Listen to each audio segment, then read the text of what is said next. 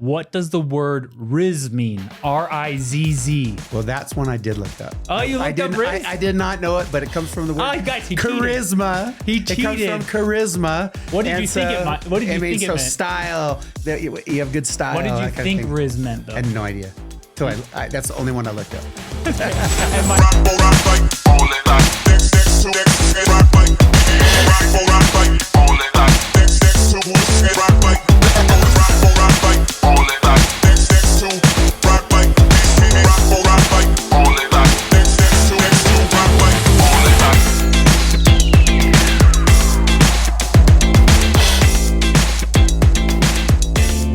Okay, here we go. We're back.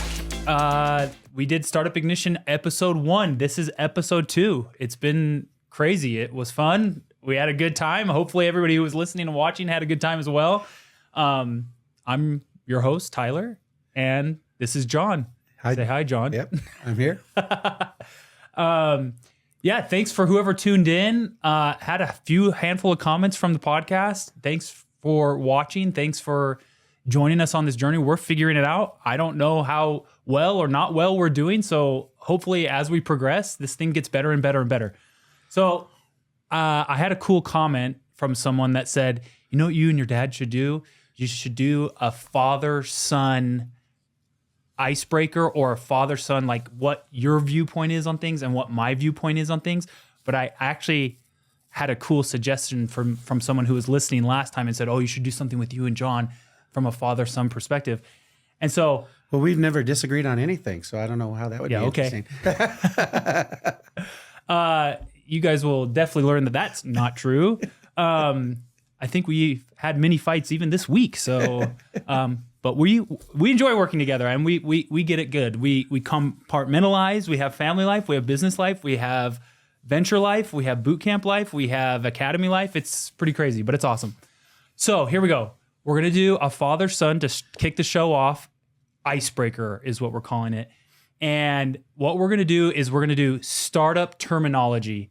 So I want to ask you a couple of words that are new and old school and see if you know what their startup terminology definition is. What do these words mean? Okay. And I want your best guesses. Hopefully you didn't look at these before. Maybe you did. You probably did, because it's like one of the first things I have on the agenda for the show. But here we go. Okay. What is, and I'm going to give you an example in startup lingo. Ready? Dulu. And here's it. It's used in a sentence. Thinking we can double our user base without additional funding is a bit delulu. My guess, I have no idea, but my guess is that that's from the word delusional. So it's delusional and crazy to think that. Yes, that's right. Okay. All right. Ding, ding, ding. Good. Okay. Next one. I know the English language. Yes, it's a shortening of delusional. So that one was easy. Okay. Okay. Here we go. Ready for the next one? Yes. Okay. Let them cook. The marketing team has a bold new strategy. Let's step back and let them cook. It just means give them the space to figure something out. Yeah, sure. That kind of. It's a phrase to use to encourage someone to just continue their current course, let them go, let them take their action. We right? can't judge their recipe or the results in the kitchen because we haven't tasted the food yet. Let them finish cooking. Okay, I get it. Okay, ready? Yep. Okay. Another one. Here we go. A little harder. What does the word Riz mean? R-I-Z-Z. Well, that's one I did look up. Oh, you looked up Riz? I did not know it, but it comes from the word guys, he charisma. He It comes cheated. from charisma. What did you think it meant? What did you think it meant? Style, that you have good style. What did you that kind of think thing. Riz meant, though? I had no idea. So that's the only one I looked up. And my sentence for Riz was, the CEO's got serious Riz. Investors are always captivated during meetings. Yeah. So that's style, charisma. It comes from the word charisma. Okay, that one we're not counting. Oh, don't cut this, but just that's an X because John didn't get it. My dad looked it up. He cheated. Okay, here we go. Ready? Last one. I would have never guessed that one. Yeah, I knew you wouldn't. That's why I had that one in there. All the cool kids are saying it. Riz. The last one. Brainrot. Spending hours scrolling through memes is giving me brain rot.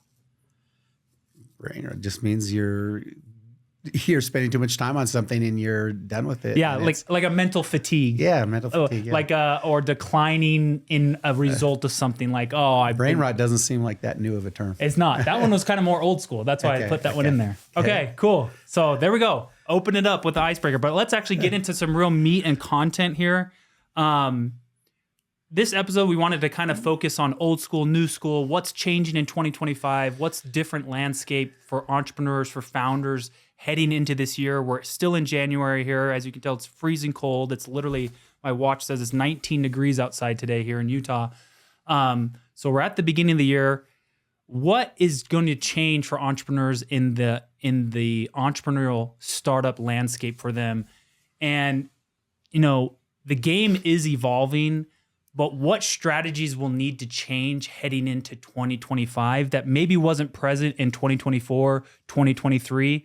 Or you can take it back as far as you want to go. If you want to go back 5, 10, 15, 20 years, but what is changing in today's startup landscape that maybe wasn't there before? Okay, let's look over the multi-decade period first. Okay, decades. Okay. So like in the year 2000 to do a scalable venture, and let's choose startup, in the software arena, it was very expensive to do a software startup in the year 2000. If you were doing any kind of web-based application or trying to produce client server software where you had to have packaging and sell it on a physical media and transfer it to hard disk on a personal computer or anything like that, it was super expensive with all of the things involved in doing a business like that.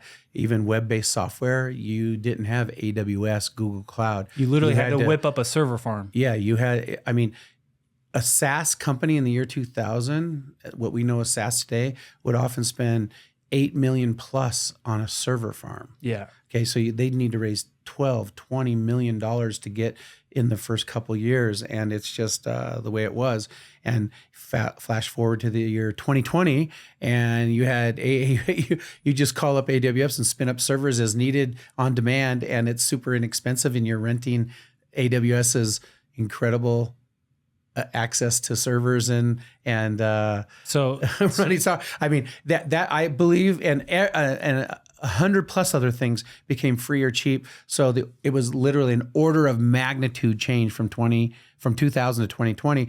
And then now what we're seeing is, so one of the big changes in the last couple of years and heading into 2025 will be even more, is AI, artificial intelligence, and the LLMs even, and the help with software engineering and all that, I believe is going to bring it down another order of magnitude. So you're talking about what might have, a company might have needed to raise $12-20 million in 2000. That was down to $2 to $4 million over the next 20 years by the year you got 2020. And now maybe a company lifetime will raise $2 million. Yeah, lifetime. And they could produce a very valuable, scalable venture. And that's a big change. And so that is a huge change, but today's equivalent of that is AI and how it's impacting startups, right? The difference between going from setting up a $5 million server farm and then going to AWS or Microsoft Azure or some of these other services that have been built over the 2000s. Now we have AI is just as big a change. Yeah, AI might even be bigger than that. But not because AI has created a new business model as much as it's helping existing business models be more efficient. So in the areas of software engineering, marketing, et cetera, we're seeing dramatic decreases in the cost of doing a startup. I really truly think that AI is going to be one of the biggest, impactful innovations in maybe my lifetime. Mm-hmm. The cell phone was obviously huge with the iPhone and that coming out, and that changed the game a ton. But I think AI has the ability to truly be some of the biggest impact we see in a lifetime. It's generational innovation. And also on top of that, to impact the startup landscape like it is and has, it's going to just drive down every cost that's associated with building a startup. I may not see it in my lifetime, but you will. Even taking that out into the future more, when we house AI inside a humanoid robotic mechanism. That's already here. And it's here at CS. I sent that in the family text like 2 weeks ago. So many in CS. But what's going to happen is, whether it's Tesla Robotics or whatever, just as much as we have a smartphone and it's so interwoven into our lives, they're saying that in 30 years, everybody will have their own personal robot, the same exact thing. I have a text group with a handful of founders and startup guys around my local area and other people that, we kind of all share information and news articles and cool things that are noteworthy to each other. And I sent that article that came out about this company that is selling a $16,000 robotic AI. Yeah. And it was showing things on its website like it could literally, manipulate picking up an apple and putting it into a box. Folding your clothes. Yeah, folding your clothes, doing your laundry, sweeping the floor. Like for $16,000, doesn't that kind of make sense at that point, right? So Yeah, so the robotics things are super exciting and all that, but let's come back to some other changes. So that was kind of multi-decades and everything, but there's also going to be changes that we need to be aware of, because the question is, what's different going from 23, 24 into 25 for entrepreneurs? And one of them is just understanding the macroeconomic effects on the asset class of venture and startups. Some of you in your generation, Tyler, haven't ever lived through what we've experienced the last 2.5, 3 years, which is an economic downturn. You came out of college in the 2010 era and then rode a wave up for a decade of positive increases in the economy to near zero interest rates with incredible asset value appreciation. I mean, you bought a house and it went up 3 times in value. Yeah. You started a company from scratch and bootstrapped it and sold it for $20 million.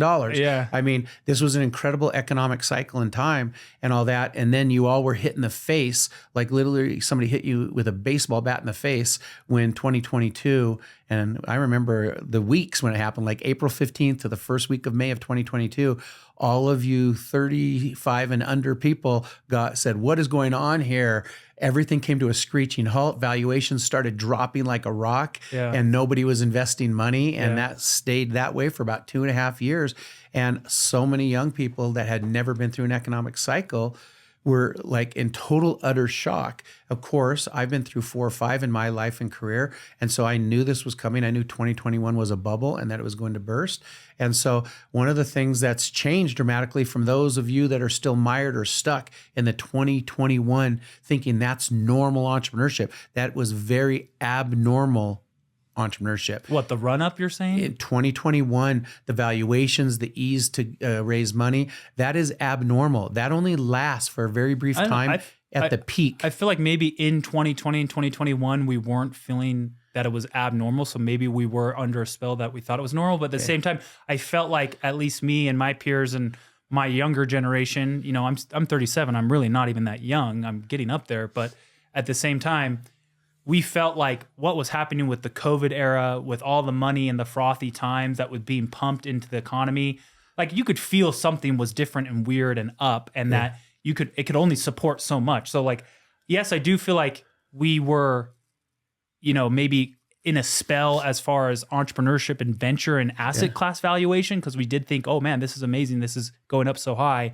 But at the same time, it got to a point where we started feeling it like this is not going to last forever. Yeah. So I think one of the things then, we did the multi-decade thing on the driving the cost down of doing a startup, but we have to also, the entrepreneurs, what you got to be very aware of as you mature and now going into 2025 is just be aware of where things are at in the macroeconomic cycle, because that impacts every asset class, including venture. So what does that mean? So it means that you have to be aware of what's going on. So for instance, in 2021, I knew it was a bubble and it would burst soon.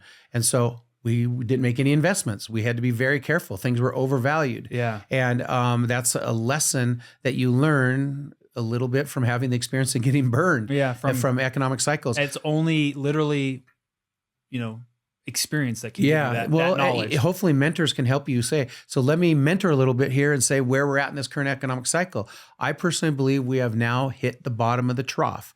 There's a couple overhanging things that I'm worried about, but I think we're near or at the bottom, and we're going to come up. So that we'll come back to this tape in a year or two and see if his prediction's correct. So so that means that if we're in the trough of an economic cycle, this is a fantastic time to start a company. We said that in 23 a little bit. Oh, this could be the bottom. I feel like 2024, as far as venture valuations and fundraising and startup growth, was probably even worse than 2023. 2024 was worse than 2023, which was worse than 2022. And we said the same thing in 2024. Hey, this could be the trough. And I do think the latter part of 2024 might be that trough. It might be the lowest part of the valley. And so 2025, with everything that's changing with the inauguration, with the new office and everything, so it might be true this time is what I'm saying. Yeah, without being economic predictors, because we're not economists. Yeah. But it's recognizing the cycles. So if we're in the trough, either just going into the bottom or coming out of the bottom, well, then we know it's a great time to get involved and start a software company or a scalable venture company, because you will literally be starting with the asset valued at zero. With your hard work as an entrepreneur and creating value, you will see a dramatic increase in value, and the macroeconomy will create a tailwind to you instead of headwinds, which we've been faced the last 2.5, 3 years. Now we could have some tailwinds behind us, and your work will be magnified, and you will be able to create massive value. You did that, Tyler. Yeah. In 2012, the 4th year of the Great Recession, you started a company. You raised no capital, probably couldn't have raised capital, and you bootstrapped it. And over the next 4 years, from 2012 to 2016, the economy started taking off. 2014, 2015 were boom years. And you rode that economic wave with a great idea that caught the wave just right. And then you sold the company in 2016 for that vertical industry's top of the market. Yep. That, if you had started that company in 2008, you would have died and not had anything happen. Yeah. So you're saying there could be an economic boom coming just like that right now. So this is a great time to hone your skills, to be a great entrepreneur, have a great idea, and start something. I want to caution one more thing, because you're asking me what 2025 with new thinking. I'm going to do new thinking. New thinking is AI is going to change everything in a lot, but we got to remember the Gartner hype cycle. We got to remember that things reach a peak of inflated expectations, and then they get tempered, and we realize, okay, it's not going to change everything. So how is this practically going to affect things? AI at first is just going to make companies more efficient. It's not going to change everything we do all the time. That's going to take years and years. There's still great businesses that we can start that aren't AI businesses, but AI will help us make them more valuable, more capital efficient. So AI is going to be impactful. And actually, I remember watching a clip this past week from Sam Altman talking about right now is one of the best times to be an entrepreneur. He was obviously guiding that and directing that towards the innovation that I spoke about earlier in the podcast, that this is one of the greatest innovations we've seen might see in our lifetime. So he was saying right now, but now couple that with the tailwinds of the economy. Yes. And couple that with the trough of where you're starting to build right at the bottom. And then naturally the economy is going to rise up over time. This could be a generational time to be starting a startup.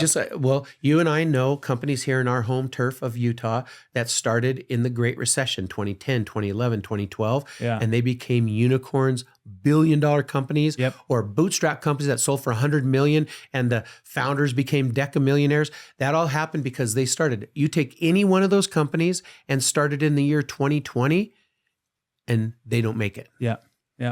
Okay. Something else I'm going to throw something out there. Okay. Something that's changing in 2025 that kind of piggybacks off of all this thinking too, with the economy and innovation and AI, and the markets hitting a trough and starting to peak out or come out and go up and to the right, is also, I think the VC landscape is going to change in 2025.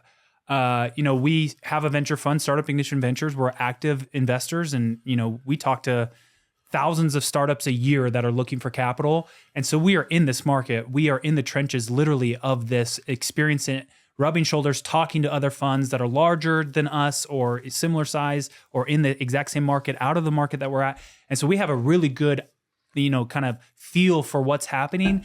And even just talking to our VC peers, I feel like things are going to be so much better in 2025. So what's changing this year is the VC landscape, not just the economy and not just, a better, fruitful economy that's going to be, up and to the right, but more so specifically the VC and fundraising landscape, I feel like is what's going to change from 2023, 2024 to 2025. So if you have a multi-cyclical experience in life, meaning you're older, that's a change, but it's not really change. It's just more of the same from where we're at in the cycle. For instance, VCs went insane in 2021 and they have massive losses from a lot of their deployments in 2021. Yeah. Okay.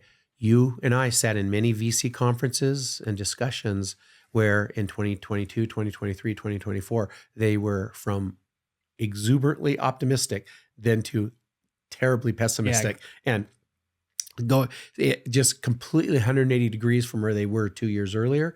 And I have made some predictions at some of those conferences saying, watch again, 3-4 years from now, you're going to be just as exuberantly optimistic as you were in 2021, because humans do that. We go through these cycles and we let bubbles form and we let disillusionment form. And, then the pops. more older you get, hopefully you learn not to go too extreme at the peaks and the troughs. Like, for instance, what are we doing, Tyler?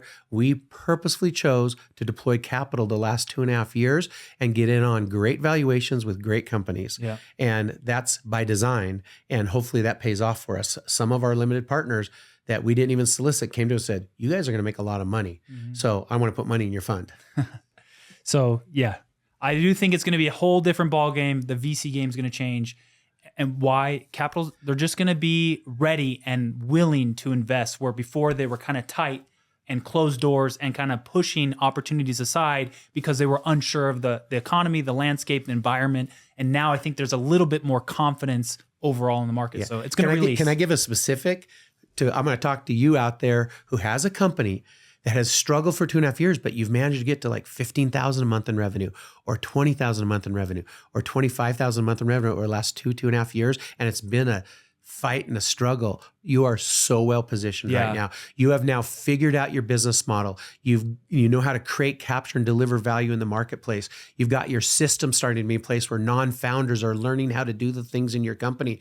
You are going to ride the next few years up and create so much value, and take your capital wisely. If you're going to get external capital, be careful with it. Take it wisely. Get good partners. Get good capital. And you're just going to create a lot of value. Whoever you are out there in that position, come talk to us, by the way. But whoever you are positioned so well for taking advantage of where things are at. If you're starting fresh right now, just quickly get to a great business model and catch the wave. And that's what we do at Startup Ignition.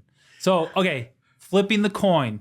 That was heads. We're flipping over to tails. Okay. What is staying the same? What are cold, hard facts, foundational principles, strategies, things that are not changing from 2023, 2024 to 2025? Or if you want to take it back to decades, you like old school, go back decades. Well, things that don't change. So what's the first thing that doesn't change? Well, what's top of mind? What's number one? Idea.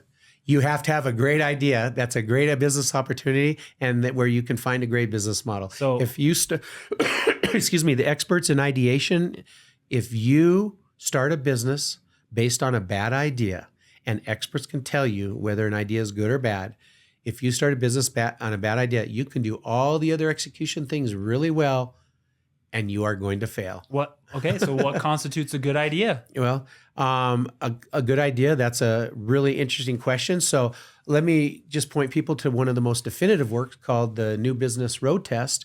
And that's by John Mullins out of the University of London. And he wrote a book called The New Business Road Test. It's a great book. It has 7 domains where you can judge an idea by. I have my own personal 7 domains I judge an idea by. It's probably too much to get into in this podcast. But as John Mullins says in the foreword to his book, we could avoid 90% of the failure in entrepreneurship if entrepreneurs would just stop launching companies based on bad ideas. That's not that hard to figure out. Yeah. Okay. And so that's first, is you have to have a great idea, not a mediocre idea. You have to have it has to have a great opportunity. Not all great ideas have great opportunities. So it has a great idea that is a great opportunity. And then you have to have a great business model, because not all great opportunities can find a business model. A business model is defined as how in the marketplace do you create value, capture value, and deliver value profitably. And you have to figure that business model out. So basically, idea is king, business model is king, validation is king. Those are not going away in 2025. Yeah, and so you can't, so you brought up the next point. Validation. Don't launch on an unvalidated business model. You can hypothesize a business model that you think is all that, but have you scientifically proven that? That's at the heart of our Startup Ignition Bootcamp. But at the same time, it's a tried and true principle that you can very inexpensively and quickly validate hypothesized business models. I believe, why do we in 2025 still have massive failure in entrepreneurship? Because people are not applying lean startup principles and validating business models. They are assuming that their hypotheses are correct. Right. And then they spend their time and treasure, meaning their time that they've been given in their life, and any money and resources they have pursuing a business model that they've hypothesized. And then a year or two later, they go, how come nobody wants the product we've built? Because you never went and proved that there was a market for the product.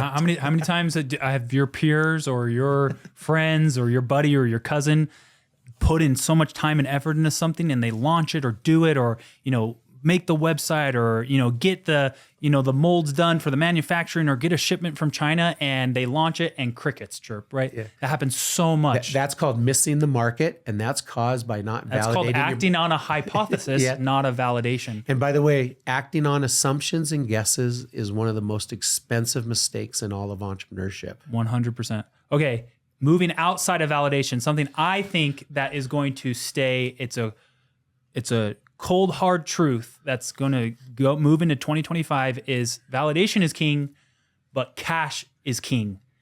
What I mean by that is traction and revenue and cash coming into a business is still going to be one of the most effective things that proves that you found that validation, that you found a business model, that you've actually done the work that actually results in a successful business model. One of the great entrepreneurs I invested in, Josh James, founder of Omniture and Domo. Yeah. People might know him. He's kind of nationally famous.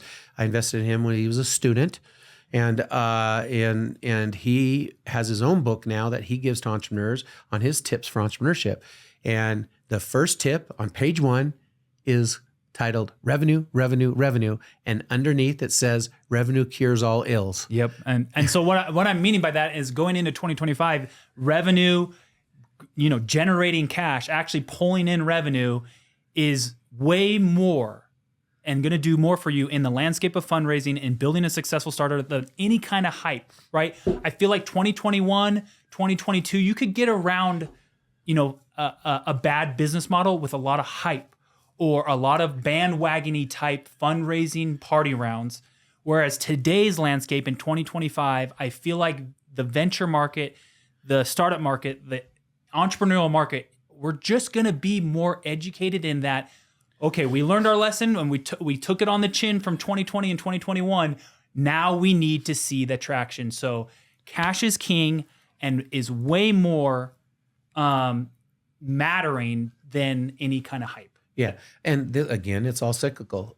A few years from now, we'll be at the same place we were at in 2021. But right now, we're still feeling burned from 2021. So yeah, everybody's looking for real businesses that can really generate revenue and traction and that are real. But someday we may be back to where you can have an idea on one piece of paper, take it to a venture capitalist and raise, $2 million at a 20 million valuation, which is totally insane, but it might happen again. Yeah.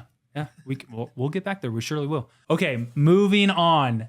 What if you were building a startup today and launching a startup in 2025? What is the number one thing you'd be focusing on? In right now, today, yes. Like if you had to launch something today. Well, I already have the idea, or I just say I want to quit my job and I want to be an entrepreneur. Either one. Okay. Well, at the very start, I want to be a problem hunter. I want to be looking for problems that I am aware of, that I've even felt the pain on, or I have a close group to me feeling the pain. I want to find something that is in the markets that I'm aware of that's really painful to the consumers or users or clients in that market. In other words, if I am going to be an entrepreneur, I want to be involved in something where I have what we call good founder market fit. Yeah. So I want to look for pains and problems that I'm intimately aware of. Entrepreneurs we say, I need to find a business idea. That's kind of a silly statement. Saying I need to find a business idea is not a good thing to say. What you are is really a problem hunter, and you say, I need to find a big problem, a big pain, and then I need to devise the solution for it. And it shouldn't be, 3 college students that have never been in a certain vertical market shouldn't say, I'm going to go into that vertical market and I'm going to find a problem and solve it. That's going to be a lot harder than it is if 3 people that have worked in that industry for 5 years say, I know the pain and I'm now going to start a solution for it. Yeah, and I think you touched on something that's pretty important for our listeners to understand is that founder market fit, because a lot of people have heard about product market fit, right? Like that your product fits into the market that you're selling into.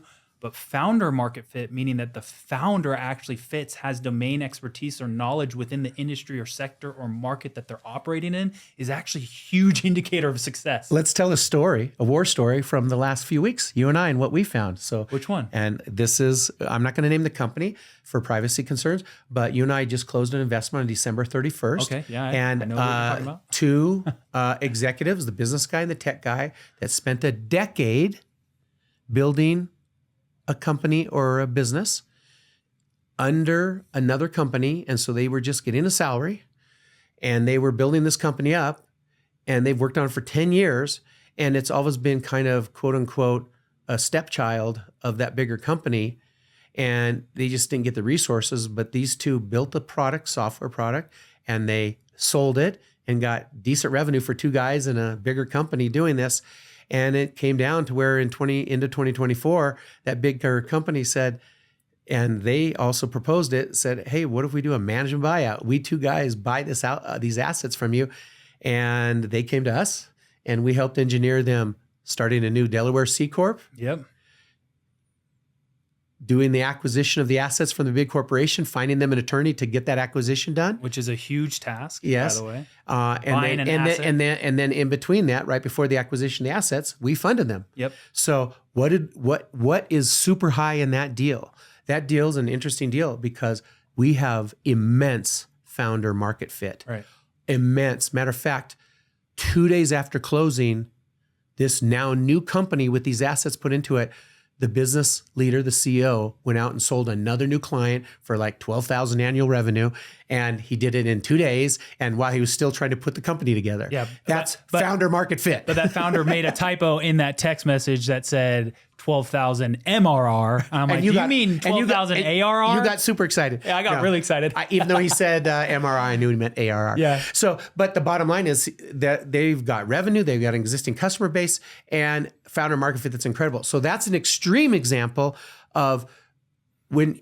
That's why, matter of fact, and now I'm just going to bring some stuff into this a little bit. The book by Michael Gerber called The E-Myth Revisited said entrepreneurs that are in an industry or a business, or employees, they often think, I'm going to leave and start my own business. And that's really actually good with founder market fit. What that book tells you is be very careful that you're not a technician entrepreneur only, though, and that you don't learn how to be a good entrepreneur.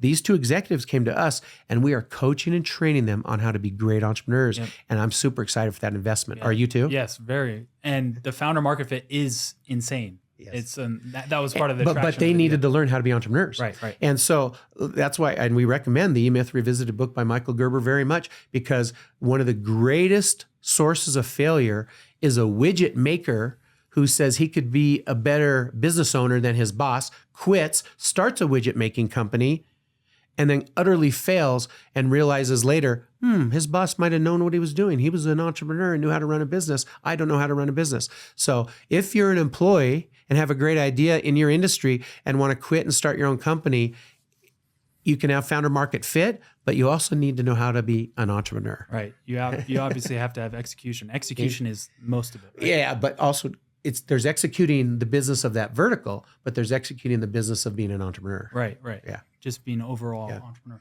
Okay, moving on. So that's kind of summing up 2025 from Startup Ignition's perspective. Let's move into something a little bit more headline newsy, trendy. And I don't know if you saw, obviously the inauguration was this week, and I always say let's not get political but practical, but at the same time, politics and our president and, affects everything. Just like the cycles affect things, the government affects things. Government has a lot of power, right? And so that's why we should care. And that's why we should discuss and talk about some of the noteworthy things that are happening within our government and the presidency. But I don't know if you saw in the inauguration, kind of the big tech leaders present at the inauguration. Yeah. I mean, you had Sundar from Google, you had Jeff Bezos from Amazon, you had Mark Zuckerberg from Meta, you had Elon Musk, you had the CEO of TikTok, right? I mean, everybody was there. So what do you think? Do you think that this renewed relationship between big tech and the policy decisions will be affecting startups. Like Trump is trying to pull in these kind of minds and these kind of people around him. Do you think that's going to affect anything within the startup landscape, big tech kind of coming back to the government and coming back to the presidency? 100%. If we can avoid, First of all, did you see that though? Didn't you Yes. see like all those people were there? it was amazing. crazy. There's also Jamie Dimon, Yeah. one of the most influential bankers in the world, Yeah. is supportive of this new government. The new government is administration is pro business. Yeah. Just not getting too political, but having to do with understanding the economic cycles. The last administration, 2 months into it, created $2 trillion more of funding money on top of all the funding money created to cover the COVID problems. And that sent inflation skyrocketing. So then they had to do 11 rate increases at the federal funds level, which slammed the company into a recession that immediately slammed the venture market. Yeah. And you and I felt that and saw that. Matter of fact, that's why we started Ammunition Ventures. We said, okay, if they're going to slam it down to zero, let's get in early on these companies. Yep. That's a cyclical decision we made. And so governments cause these cycles. So you got to understand them. So I think that a pro-business administration is going to give more impetus to that. But what we've got to avoid, I have one thing I'm worried about. I think, so I said 100%, I think we're going to be into a renaissance in entrepreneurship. So you're excited about A renaissance in entrepreneurship if they can handle the one looming problem of commercial real estate. They went hog wild from 2016 to 2021 and built Class A office space. And there's multiple trillions of dollars of debt on those buildings, which have come down massively in their valuations. So a lot of buildings are sitting where they're underwater, meaning their value is less than the debt on the building. That's a problem for the banking industry and the real estate industry, and it's so massive. We just got to make sure that doesn't cause macro issues. Of ignoring that, I think it's going to be a renaissance in entrepreneurship. So you're excited about the government and the landscape for startups and what could be possible, right? That's what I'm understanding. Yeah, I mean, I agree. I mean, it's real early, and I'm just going from what I've heard. But the Stargate proposal of having the United States be the world leader in AI infrastructure and having the massive investment in the data centers needed with energy and power and chips and the data power needed to run AI systems of the future, and have the United States be a leader in that instead of siphoning that off to other nations, is very exciting for us in the United States and entrepreneurship. There's going to be lots. I'd like to say they can do what they want to do at all those levels, but those of us that are entrepreneurs at more of the local and regional level, there are crumbs from that huge table that are very, very nice to get. Yeah. I mean, that's one of the things that I've realized is that crumbs are nice. Yes. Yeah. I mean, crumbs are life-changing. We're not Elon Musk. We're not Mark Zuckerberg. We're not any of these people, but America's a great place, and we can take the crumbs from the table and have a very nice life. A very nice life. So do you think that this government and this presidency and Trump that you're excited about is going to be more favorable for regulatory things as for emerging tech companies or startups? Like, is this going to impact the small guys in a meaningful way? Like, I think Trump was elected for literally just getting rid of regulations. Common sense. Yeah, common sense, right? Like, obviously he has his border issues and his drill baby drill and all these other energy things, but and reasons why he was elected that a lot of the American people can agree on. But I think one of the biggest things was obviously his pro-business movement and his deregulation of a lot of things. Yeah, let's talk about regulations. And then you and I like to focus on scalable ventures. Let's talk about non-scalable ventures. Like if I want to open up a hair salon, the regulations around opening up a hair salon in this country and in most cities is incredibly hard. Yeah. They literally, and we've all heard about it, we all know about it. You have to jump through hoops, and it takes weeks and months to get approved to be a barber or a stylist. Yeah. And in a business that you got to work your tail off even to make a living. Yeah. So why do they make it so hard? That's the thing. Trump's first term, he promised for every new regulation the federal government came out of, he'd get rid of two. Yeah. But guess what? He got rid of 22 or 23 for every new one during his 4-year first term. So that's really positive. People don't, recognize that. And I think that's going to happen this time. And it's unbridled capitalism, 100% unbridled capitalism can be problematic. So the United States version of capitalism with some guardrails and safety nets is good, but we can't have it so there's so many regulations that we completely stifle entrepreneurship. And I think we're going to lessen those regulations. And we need to make sure that people can't just put drugs out on the market that kill you. Yeah. Okay, we want that to be looked at, but at the same time, we can't have it be that it takes 20 years to get a drug to market that can save lives now. Well, I think I think we're seeing those effects in California with the fires and everything that's going on. Like, you have to get a permit to do this. You have to get a permit to do that. You have to get, it's insane. Like filling up a water reservoir? Yeah. No, it's just, but I'm just saying, even the restructuring or the rebuilding now, right? Yeah. They've had the effect. Everybody's worried about the actual time that it's going to take for people to actually get to rebuilding. So the small businessman that does a small business, and again, let's do a little teaching there for a second. What's the difference between a small business and a scalable venture? A small business is a business where the founders start the business, the primary purpose of which is for those founders to make a good living, make some profit, and over multiple years, create a nice company and a nice life for themselves. A scalable venture is different. At the outset, it is designed to become a $100 million company and get external investment, and those investors make money from a value increase, and you're creating an asset that you're going to sell someday for a gain. It's got a different purpose from the outset. They both look similar when they start, but there's a very distinct difference. And so the regulations on small businesses is atrocious. Same for scalable ventures. So I think everybody, entrepreneurs, whether they're doing small business or scalable ventures, are going to go through a renaissance in this administration. Right. I agree. Okay. Okay. I'm moving over. I don't want to go back to AI, but AI is so prominent and in the headlines and so You don't want to go back, but you're going to. Yeah, but I'm going to. There's just been so many, we're a pre-seed fund at Startup Ignition Ventures, meaning we write first checks into companies, right? We don't even write really $1 million checks. We write up to $750K checks in the first stages of a company. But I was just going through a lot of the AI kind of fundraises, and there's been a ton of pre-seed AI fundraises within the last week, 2 or 3. And I wanted to kind of couple a few of those up. Cumis AI, I hope I'm saying that right, was 2.2 million pre-seed funding. Preamble AI raises a 2 million pre-seed investment. Kea AI launches with a 5.3 million pre-seed funding. And they're all over the news. And, I just want to take this because it's interesting that a lot of Startup Ignition Ventures stance on AI right now, at least in these early stages, is we kind of have a wait and see attitude towards AI. But the broader landscape of VC, they seem to still be kind of going hard and heavy into AI.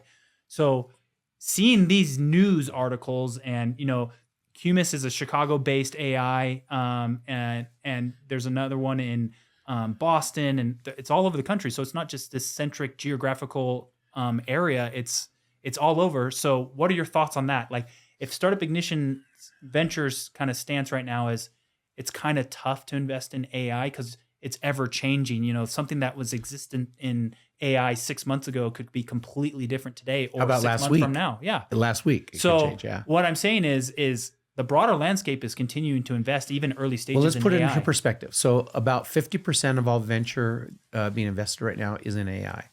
Okay. And it's, again, the lemmings approach to investing, the party rounds.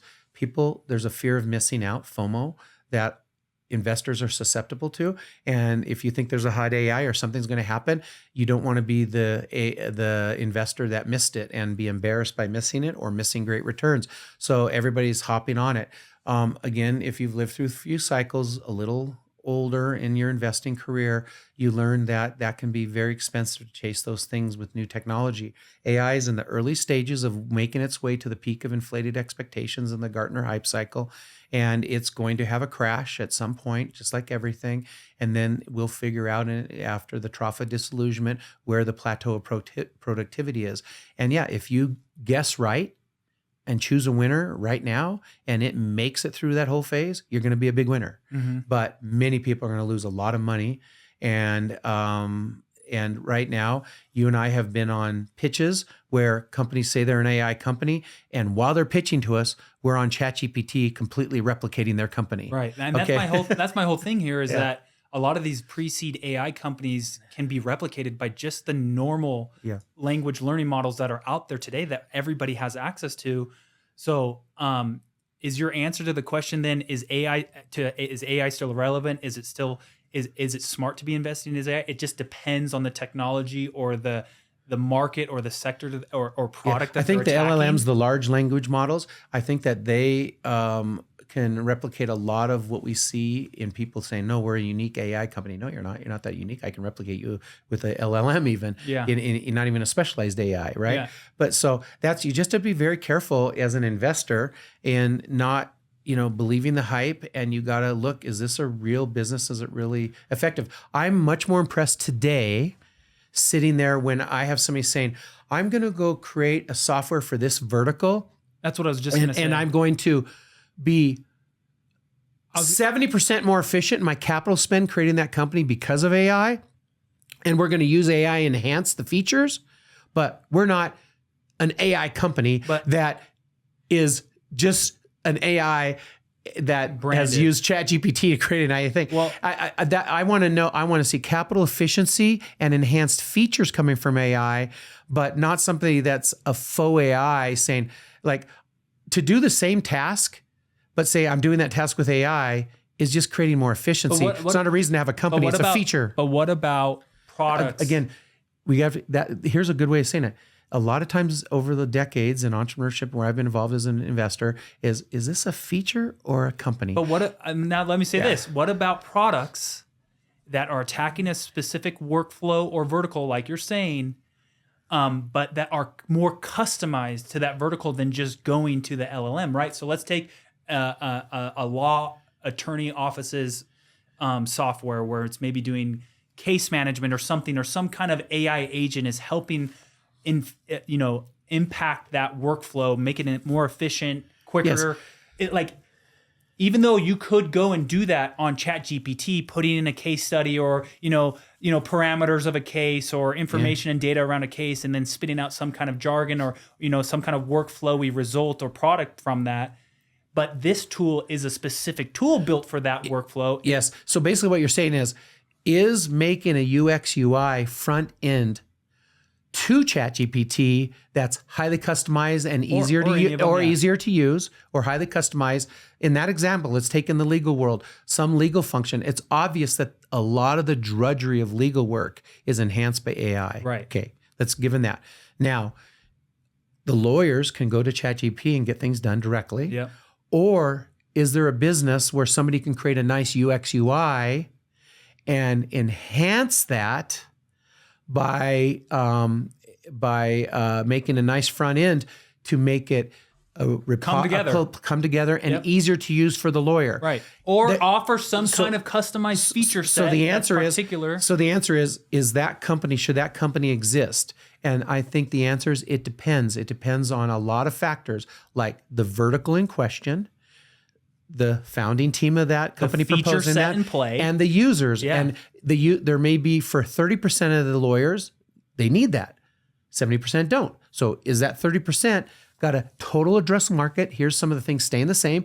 Fundamentals. Is there a TAM, an apex market, and then a TAM that justifies a standalone company? Yeah. So there's no hard and fast answer to what you're bringing up. It's all going to be situationally specific and looked at each situation, because there's so many variables. You got to look at all the variables. Does that make sense? Yes. So these investors that have invested in these pre-seed AI rounds have probably found some kind of traction or product or feature set or impact to the industry that these products are tackling that have made them say, okay, I feel like this is real AI. I would venture to guess that the biggest impetus to those investments is their belief in the founding team. Yeah.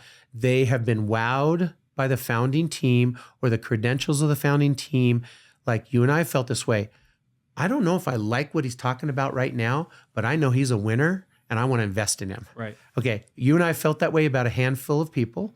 And that's a lot of impetus to this investing.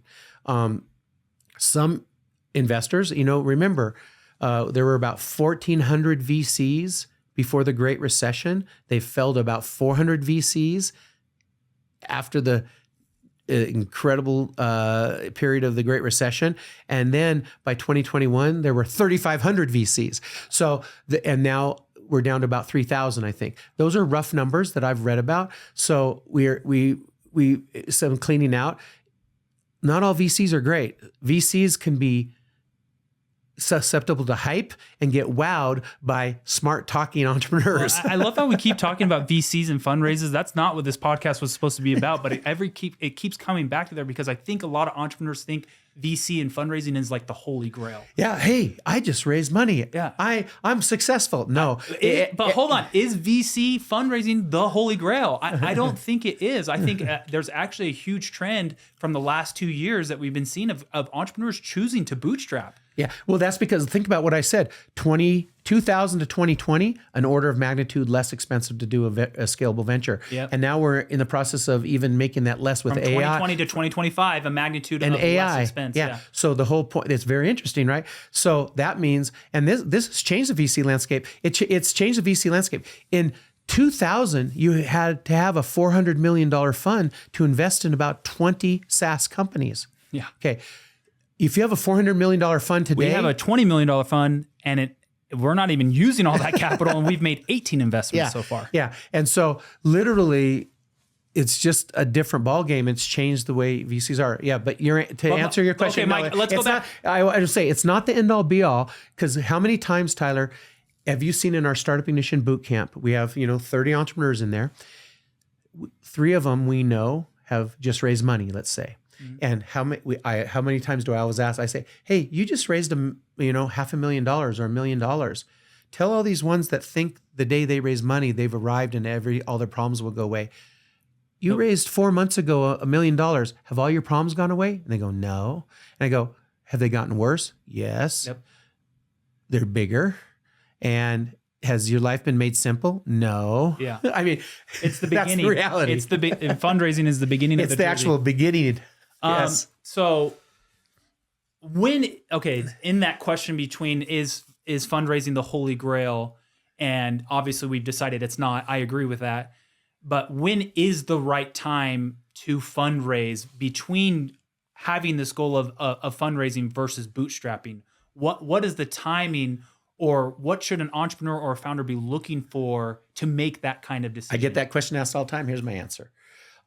When I think you should bootstrap as long as you possibly can until you're choking your growth. What do I mean by that? If we mathematically plot out growth on a chart, if your slope of growth is too slow, if you're saying I'm growing 2% a year, okay, bootstrapping, that's too slow and you're choking your growth probably. But you have to say, okay, let's get out and look at our financial projections. If I got in $500,000 of investment, could I take that growth curve, that slope, and increase it dramatically? Let me give you a war story, okay? You and I know that we found 2 brother entrepreneurs that were in an industry, and they said, we want to create the greatest software for that industry, okay? What did we do? We met them. They came through our boot camp. We mentored them for 1.5 years. And they went very slow, bootstrapping, figuring things out. And one day they came to us and said, okay, we think we've bootstrapped long enough and we've gotten to where we're at. And they got to 5,000 revenue a month or something. Yep. Okay. And they said, I think we need capital now to get that growth curve to increase, because they listened to my teachings. So they came in and we gave them $600,000. And since that 1.5 years, since we gave them $600,000, that was about 1.5 years ago, they're now have more than 10x their revenue, and they're on their way to greatness. Yeah, more than 10x their revenue. Yeah. So that's an example. Does that make sense now? So my answer to that question then, when is the right time to fundraise or, to bootstrap? And you're saying it's when you're choking your growth. I'm saying it's kind of when you are demonstrating traction where, you're at a trickle of revenue. And so you're proving that there's a market there. And fundraising anytime before that, you're actually fundraising on an unvalidated business And let's model. make a really important point here in this war story for teaching purposes. That 5,000 revenue they had achieved, they were having zero churn. Right. Okay, very important. So that zero churn that had gone on for that year and a half, that is a sign. One of the most important things entrepreneurs need to realize, the time to get external capital and go is when you have actually figured out not only how to get a customer, but to not churn customers. Churn is the symptom that tells you you're not ready. Yeah. And again, the non-churning, the business, the traction or the revenues, even if there's trickles of revenues coming in, demonstrates that you have a business model that is actually working and in action. Anything before that, you're in search of a business model. And if you're trying to fund the search of a business model, that is a way to waste a lot of capital and basically throw your fundraise out the window. And we've all seen that before, right? When someone raises $500,000, $1 million, and they haven't solidified their business model, that means they're still in the search of a business model and they're trying things and trying to do this or that. And it's just not coming together. And that's when you run out of your runway and ultimately your company dies, right? Because you prematurely fundraised, right? Yeah. Hey, this may be a biased father statement, but you're a great moderator. And Jason Calcanis, I'm telling you right now, you think you're the greatest moderator in the world? You got somebody coming your way. Well, okay. I don't know what to say to that. So we're almost out of time. Honestly, we've been going, I think, for almost an hour, and it feels like it's been 10 minutes. But wow, yeah, you really have. It really has. Anything to wrap? Another great episode by the greatest moderator in the world. Well, hey, and today I came with my hair done and fresh because someone told me on the podcast, our last episode, I didn't even look like myself. So I'm like, I think it was maybe the hat or something. So I'm going to go with my hair. So guys, this is what I look like. My name is Tyler. This is me. And actually, speaking of that, I wear hats a lot. So you'll see me in hats a lot, but this guy doesn't wear any hats. Yeah, actually. my head's too big. Yeah, actually, funny story. We'll end on a funny story here. When I was like 13 years old, this is right when my dad sold, I think, your first company. And so we had a little bit of money in the bank, and I think we got invited to a skiing trip in Canada. And we went to the ski in, ski out resort. And it was the first time our family from Seattle was skiing. Do you remember this? And so we were all learning, but us as young kids, we caught on pretty quickly. And you were kind of having more rough time because you were like in your 30s, maybe even pushing 40s. 38 years old. Yeah. And he was having a rough time skiing. And I remember him having a horrible day or something. And he was just like sick and lightheaded and just like, I got to go to the lodge or whatever he needed to do. And we were all like so worried about him. Like, what is going on? Is skiing just not his thing or what's happening? And he had this beanie on, right? And his head with elastic on it. And he gets to the lodge or back to the house, the skiing resort, and he takes off the beanie and he takes it off. He's like, oh, I feel way better now. And he comes back to everybody. He's like, I think it was the beanie. I'm like, dude, you have a big head. I've researched this. People with big heads, if the elastic's too tight around here, you get headaches and you feel nauseous. Hey, you know what they say about big heads? I get nauseous, yeah. Big brains. So. Yeah. It's hard to fit all these brains in the head, right? So. Anyways, that is episode 2 of Startup Ignition podcast. Thank you guys for listening. I hope you've enjoyed it. We're trying to give practical advice, mentorship, and just all around knowledge around building startups in early stages. So join us for the next one. We're going to have guests on. We're lining that up as we speak, but thank you so much, and we will check you on the next one.